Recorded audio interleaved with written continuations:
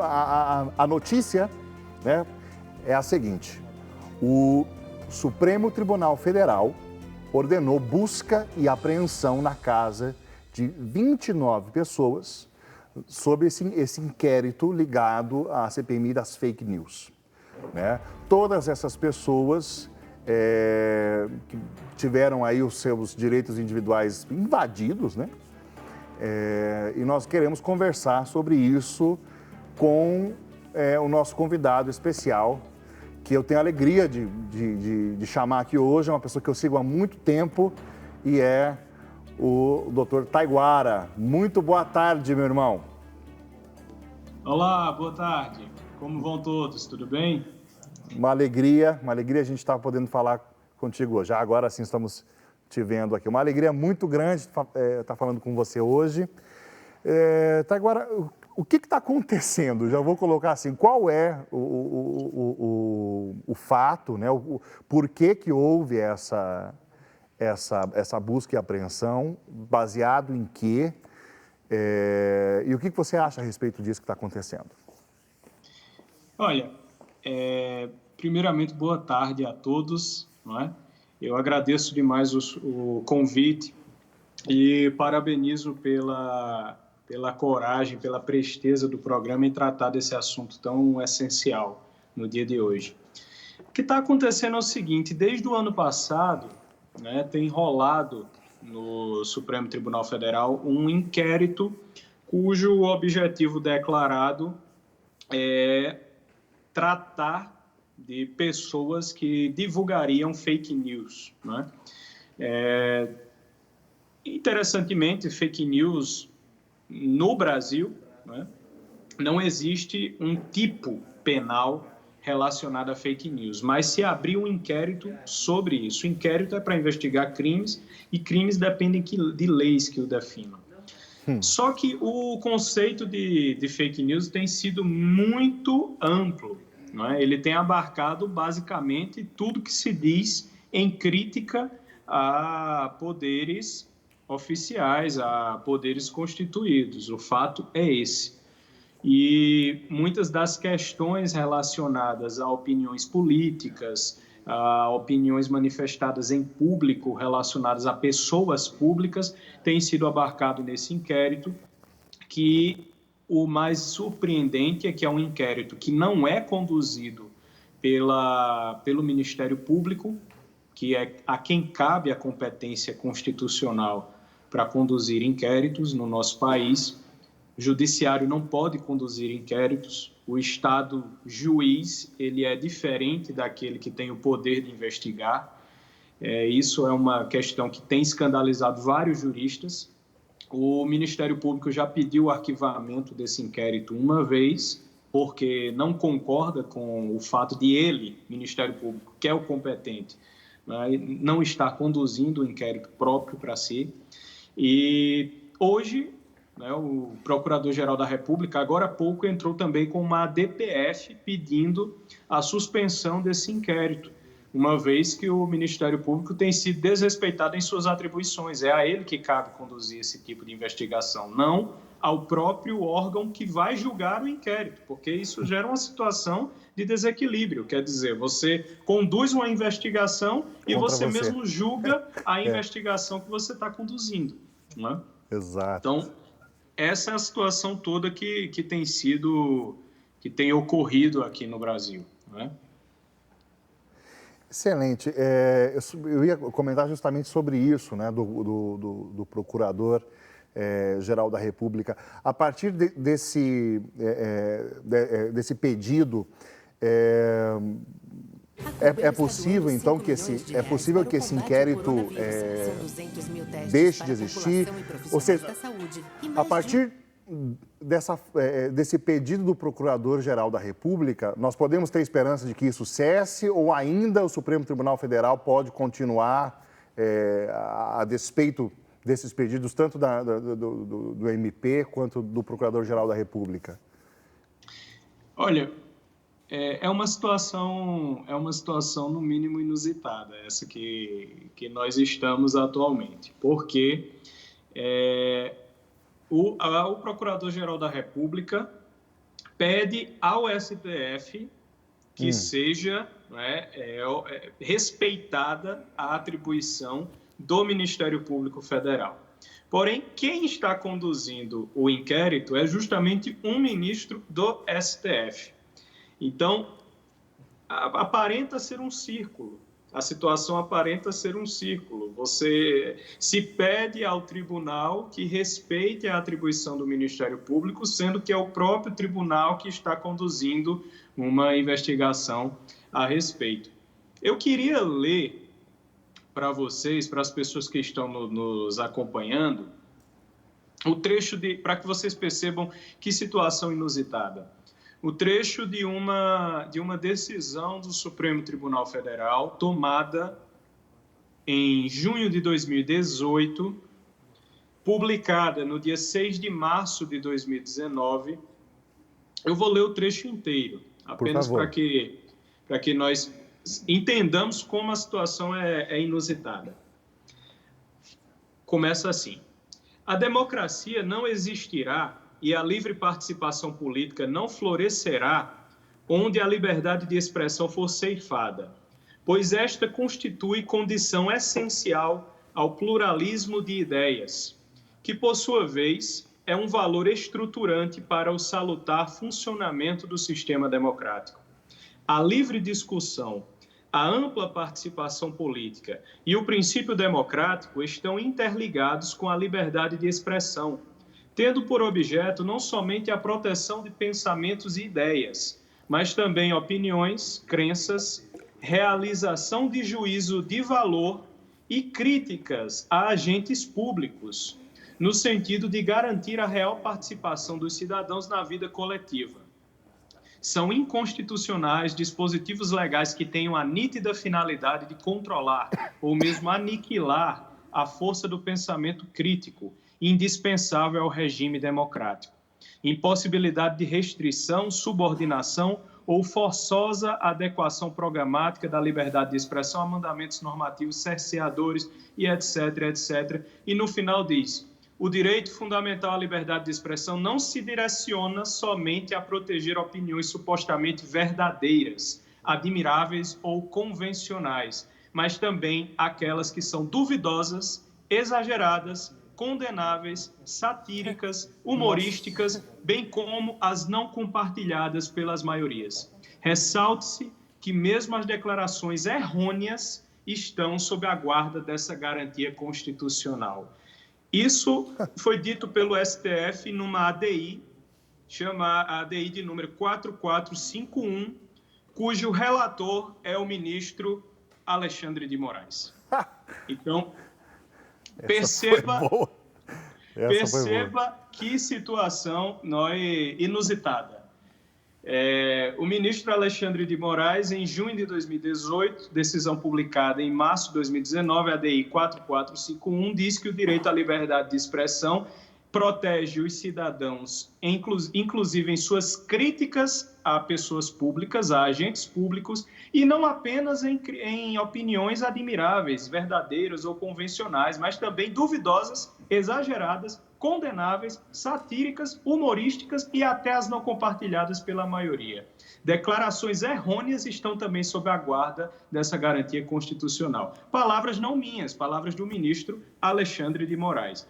Justamente o ministro relator do inquérito relacionado às fake news. Então, de fato, nós estamos numa situação inusitada. O Procurador-Geral da República, muito bem, poderia pedir que o ministro Alexandre de Moraes trancasse o inquérito das fake news com base na ADI 4451 do ministro Alexandre de Moraes. Seria fantástico. Gente, ou seja, qualquer um pode falar o que quiser, que está protegido por essa ADI, né? Então, a liberdade de expressão protege qualquer pessoa que emitir qualquer opinião. Boa tarde, Taiguara. Eu queria aproveitar a sua presença aqui hoje no Brasil Cristão. Eu queria que você emitisse a sua opinião, porque assim, o que nós vemos então? É algo de fato inusitado e a gente tem visto que terça-feira vai ser votado algo sobre essa liberdade de expressão. É uma lei, né, da internet. E nós temos visto, por exemplo, nós estamos num tempo de pandemia, de coronavírus, mas o STF, nós já falamos isso aqui no Brasil Cristão, há um tempo atrás votou uma questão sobre o aborto. Exato. E tem tomado assim, medidas como se ele estivesse conduzindo o país meio que sozinho. E aí a gente vê essas atitudes, como a de hoje, por exemplo. Eu queria que você falasse um pouquinho o que está acontecendo aí nesses poderes nossos, que deveriam ser 3, mas está uma situação bem delicada. Esse é o grande problema, Drica, do ativismo judicial. Nós nos defrontamos com esse problema aqui dentro do Brasil há muito tempo, pelo menos desde 2016 eu tenho escrito sobre esse tema e tocado no assunto para demonstrar que a nossa ordem constitucional, ela, em certa medida, dá uma proeminência, né, um poder muito grande ao Supremo Tribunal Federal. Quem diz isso também não sou eu, quem diz isso é um doutrinador constitucionalista, inclusive com tendências socialistas, que é muito citado pelos ministros do Supremo Tribunal Federal, que é o português Canotilho. Canotilho, ele diz que o Supremo brasileiro é a corte mais poderosa do mundo. Não é, em termos de competências, o Supremo brasileiro ele pode fazer tudo. Ele é uma corte constitucional que julga tese em abstrato. Ele pode dizer se uma lei é inconstitucional em abstrato. Ele é também a última instância dos recursos. Ele é a corte que julga crimes de autoridades com foro privilegiado. É também a última instância de recursos penais. Enfim, ele é a última instância de tudo. O Poder Judiciário brasileiro está distribuído de uma forma que tudo cabe ao Supremo Tribunal Federal. E o Supremo Tribunal Federal é também, juridicamente, constitucionalmente, a corte que define sua própria competência.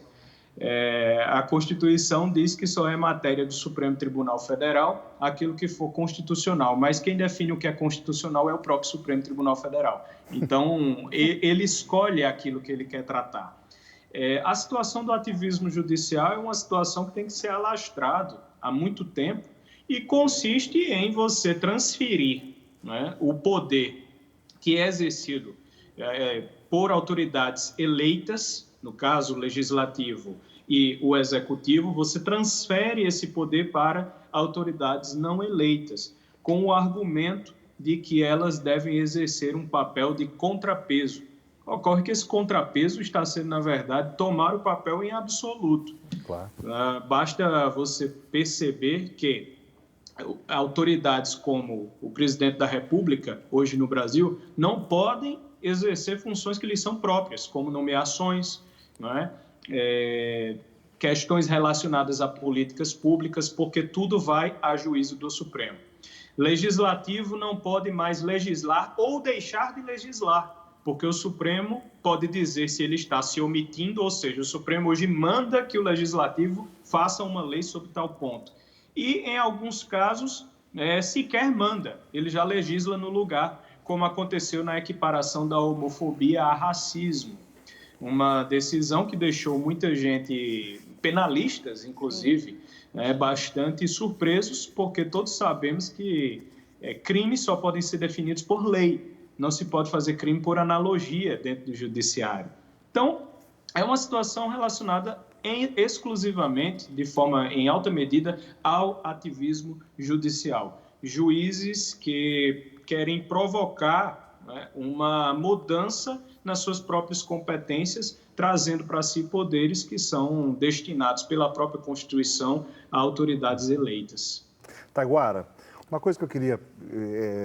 olha, é que a coisa é tão escancarada que fica difícil a gente não falar as coisas nos termos que eu estou querendo falar agora. Vou tentar ser bem escrachado e falar a coisa. Olha só, é nítido pela lista das pessoas hoje que passaram por essa busca e apreensão, né? Todos eles, de algum modo, de uma linha conservadora. Ou seja, você não tem ninguém aí de oposição hoje sendo visitado por fake news.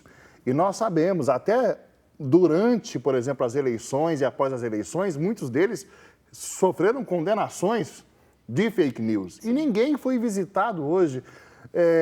Não fica escancarado que existe uma motivação totalmente ideológica nesse inquérito e nas ações de hoje, Taiguara? Qual é a sua opinião? Fernando, eu realmente queria poder dar uma opinião a respeito, mas o inquérito é totalmente sigiloso. Isso é que é escandaloso de se perceber, porque você não tem sequer como defender ou se defender ou criticar algo que ninguém sabe o que é. É impressionante isso. Quando você vai observar as pessoas que foram atingidas, a única coisa que liga todas elas é o fato de que elas são pessoas que publicamente vêm defendendo e manifestando sua opinião política em viés conservador e em defesa do presidente da República. Exato. É a única coisa que liga todas elas. Mas quais são os fatos? Quais são os fatos criminosos que essas pessoas praticaram? Porque eu li há pouco para vocês um precedente do ministro Alexandre de Moraes dizendo que medidas, até as opiniões condenáveis, satíricas e humorísticas destinadas contra agentes públicos, inclusive, são protegidas pela cláusula constitucional de defesa da liberdade de expressão. Então, quais os fatos praticados por essas pessoas? Não sabemos. O processo... Eu não sei se você já leu, Fernando, um livro do Franz Kafka, O Processo. O Processo é um livro escrito pelo Franz Kafka, em que a história traçada é de uma pessoa que acorda de manhã e ela simplesmente sofre uma intimação judicial. Você está sendo aqui processado. Mas pelo que eu estou sendo processado? Não, os fatos serão esclarecidos no tribunal. E levam a pessoa lá para o tribunal, o Joseph K., o nome da personagem. Levam para o tribunal e diante do juiz ele pergunta, mas com os fatos que eu estou sendo processado? Não, o senhor está sendo processado porque nós queremos que o senhor seja processado. E o senhor cometeu tal e tal crime que está aqui de posse do tribunal. E ele não tinha, a personagem nunca tinha como se defender. O Franz Kafka imaginou essa situação justamente para tratar como seria um tribunal, não é, que perdesse a própria razoabilidade. Como seria um tribunal que ele já não seguisse mais processos razoáveis, que não dissesse para as pessoas aquilo pelo que elas estão sendo processadas. E hoje, né, eu vi os mandados de algumas das pessoas que foram alvos e que expuseram na internet, e os mandados dizem, pelos fatos aqui expostos, e não há nenhum fato. Não se diz o que é. Essas pessoas não tiveram acesso aos autos, né? Não existe acesso aos autos. O inquérito é completa e totalmente sigiloso, até para os seus investigados. Até para os seus investigados. É uma situação que mostra a fragilidade da ordem constitucional brasileira. Sim. Quer dizer, nós temos uma Constituição que resguarda diversos princípios, tratamento igualitário perante o judiciário, o acesso aos autos, a transparência pública, o devido processo legal, a liberdade de expressão, a liberdade de opinar e de ter convicção política, várias garantias que estão expostas no artigo 5º. E que todos os poderes da República estão sujeitos a ela, executivo, legislativo e judiciário. Para que você tenha uma ideia, não se pode sequer fazer uma emenda à Constituição que se destine a abolir essas liberdades e esses direitos. Isso está no artigo 60 da Constituição. Nem mesmo tentar abolir se pode, mas um inquérito pode. Esquecendo tudo isso, esquecendo a competência do Ministério Público, a transparência dos autos, a igualdade perante o judiciário, o devido processo legal, a liberdade de convicção política, a liberdade de opinião, a liberdade de expressar a opinião política, todas essas coisas são esquecidas inclusive não se diz para as pessoas sequer o que elas fizeram, qual foi o crime que elas cometeram. Para mim, como jurista, a minha opinião é que esse inquérito é totalmente inconstitucional e totalmente ilegal. Não há nada que o respalde dentro da ordem constitucional brasileira, exceto se nós não estivermos vivendo mais sob uma ordem constitucional. Aí sim, todas as coisas podem ser feitas. Excelente. Eu acho que é isso, né? Taguara, eu queria que você falasse onde nós vamos parar. Você tem uma visão meio que do futuro, do que está acontecendo hoje para os próximos meses e anos que nós vamos viver? O que você acha a respeito disso? Eu tenho visto as liberdades públicas serem cada vez mais destruídas no Brasil. Não é? A Constituição de 88, ela surgiu, todos os constitucionalistas, todos os autores da Constituição de 88 dizem que ela surgiu com o propósito de resguardar liberdades públicas que teriam sido completamente esquecidas durante a ditadura militar. Esse é o mito fundador. Todo Estado, todo regime político tem uma coisa que na ciência política nós chamamos de mito fundador. Quer dizer, aquele conjunto de símbolos fundantes que dão a característica jurídica daquele regime político. E o mito fundador, o símbolo fundante da Constituição de 88 é resguardar liberdades públicas em face da ditadura. Mas o que nós temos visto atualmente ao passo que nós temos diversas fotografias de pessoas durante a época da ditadura em praias, livremente, hoje uma pessoa não pode estar na praia sozinha, que ela é colocada dentro de um camburão, a pretexto de se combater a pandemia. Sim. Hoje você não pode mais sustentar opiniões políticas, opiniões de convicção relacionadas a ideologias, relacionadas à opinião política conservadora, você não pode mais sustentar sem, talvez, ser enquadrado dentro de um inquérito que ninguém sabe o que é, que ninguém sabe do que fala, que ninguém sabe sequer quais são as acusações. Então, a situação o que é que nós estamos construindo hoje? Que tipo de ordem constitucional é essa que está sendo vivida hoje no Brasil? Sim. Porque isso não é ordem constitucional. Isso não são direitos resguardados. Inclusive, todos nós que estamos aqui nesse programa, eu e vocês dois aí, e os que estão filmando, e o pessoal da equipe técnica, nós podemos aqui estar cometendo algum crime. Ora, se não existe ordem constitucional e se ninguém sabe do que se pode ser acusado, então é muito possível que tudo que nós estejamos falando aqui exará opiniões jurídicas, já que opiniões políticas já não podem, então opiniões jurídicas também serão criminalizadas. Quer dizer, que tipo de situação nós estamos construindo? Sinceramente, Drica, eu não sei onde é que nós vamos parar, só estou vendo as coisas sendo destruídas muito rapidamente e um povo inerte, escravizado, sem possibilidades de ação, e cada vez mais nós vemos que o Brasil está sob controle daqueles que têm a vontade política de poder. Então, exatamente. Os que tiverem a vontade de agir e que têm o poder nas mãos para agir, esses são os únicos que podem agir, porque o povo é surpreendido cada dia mais com ofensas à sua liberdade. Aquela história de que o poder é do povo, Fernando, né? Agora, eu não sei se utopicamente, né, a gente poderia desejar uma intervenção. Existe essa possibilidade de intervenção nisso que está acontecendo? Não sei, por parte do presidente da República, alguma coisa que ele pudesse de repente, fazer? Existe isso ou não?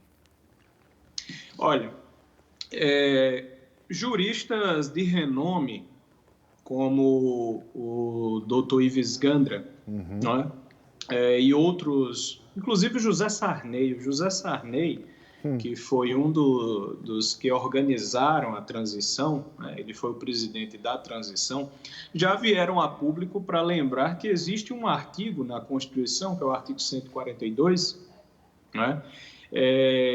Que dá autorização a um poder da República de acionar Forças Armadas para defesa de suas próprias prerrogativas ou da ordem legal, né? Da garantia da lei e da ordem. Isso não é uma inconstitucionalidade, isso está na Constituição. Então, o Ives Gandra Martins, ele já falou isso em termos estritamente jurídicos, isso está na Constituição, e o ex-presidente José Sarney já veio a público também, há umas 2 semanas, para dizer que ele foi um dos organizadores da redação desse dispositivo constitucional, garantindo às Forças Armadas a possibilidade de agir dentro da Constituição contra qualquer ameaça relacionada à própria Constituição. Porque uma coisa que as pessoas esquecem é o seguinte: existe uma coisa que precede a Constituição de um país, que é a ordem jurídica. A ordem jurídica precede a Constituição. Isso toda doutrina constitucional tradicional vai dizer, né? Exceto as doutrinas positivistas, elas vão se pautar exclusivamente na Constituição. Mas o que cria a Constituição? Existe uma ordem jurídica prévia. Essa ordem jurídica é a ordem da própria realidade. Onde é que nós vemos isso dentro da Constituição brasileira? Basta você ver que os ministros do Supremo Tribunal Federal não precisam ser formados em direito. Eles não precisam ser especialistas em Constituição. Eles só são... o requisito para nomear um ministro do Supremo Tribunal Federal é que ele tenha notório saber jurídico. Então, a Constituição ela já cria aí um mecanismo de defesa para si próprio que independe dela mesma. Quer dizer, ele puxa da ordem jurídica real, da ordem da realidade.